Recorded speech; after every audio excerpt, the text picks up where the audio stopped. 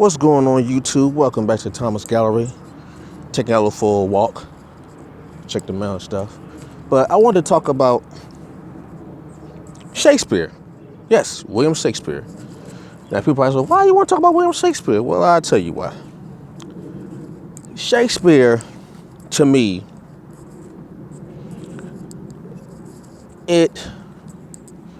Shakespeare is, well, first of all, I was always a fan of Shakespeare. Even before I knew that some of the things that I was hearing, I didn't know was Shakespeare at the time.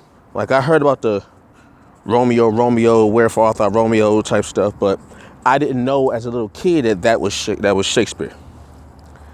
But it wasn't until I got to like junior high and high school that I was formally introduced to the author William Shakespeare and his works. And that is when I really became a fan. And usually the thing that turns people off about William Shakespeare's work is the very thing that caught my attention, which is the language. You know, the thee and the thus and the thou and the thine and all that stuff. That, what they call that old English speaking. But that's actually what caught my attention. I liked it. I don't know if it was because the words sounded funny and it sounded like someone speaking out of the Bible, and I just wanted to hear it. So, you know, as I got older, I studied it more, learned about it, you know, read the stories. My favorite Shakespeare plays, and I love mainly the play. I love the sonnets too, but the plays that will really get me, and the plays that got me were Hamlet and Julius Caesar, and those are my two favorite. My least favorite, surprisingly enough, is actually Romeo and Juliet, and the reason why is it's not as a bad story, it's how it ended in it's how it ended in how Romeo died and all the stuff that Juliet, it pissed me off, for real. Let me be honest with you, it pissed me off. But my favorite, Hamlet and Julius Caesar, I liked it because of the storytelling, like the story behind it. I know who Julius Caesar is. I read about Julius Caesar, the actual, emperor, and how he died and all that, and just how the story is told and the lessons that I've learned through those stories, it stuck with me.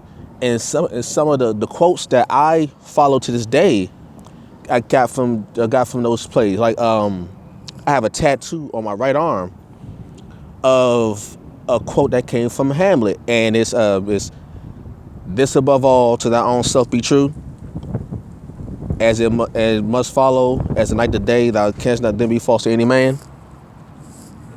That quote really stuck with me. It taught me to be yourself regardless of what's going on. And if you're always being honest and being yourself, no one can ever accuse you of being phony or being false or lying, because you're being yourself, even if being yourself at sometimes is a bad thing or not so good thing. Those things really, that lesson I keep with me so much that I got it tattooed on me. That's how much that really resonates with me.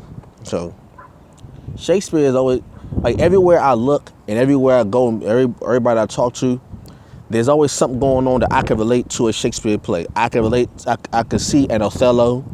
I can see a Richard III. Ooh, boy, I can see Richard III. I could see a Julius Caesar. I could see a Hamlet play. I can see Taming of the Shrew. I can see The Tempest. Like, all these plays that people probably just overlook, I can see played out in real life, and it can really bring home the point of what Shakespeare was trying to convey in his stories or in his writings. And it's something that really it speaks to me then and now. And the older I get, the more I understand it. I didn't really understand it as a child, but the older I get, the more I really understand it, and the more it really, really, brings the message home to me. So that's just my love for Shakespeare. Just showing my geek fan side. You know, tell me what y'all think about it. Y'all a fan of Shakespeare or not? No? Yeah? Yeah? No? Yeah? Anyway, let me know. Holla at y'all later. Peace.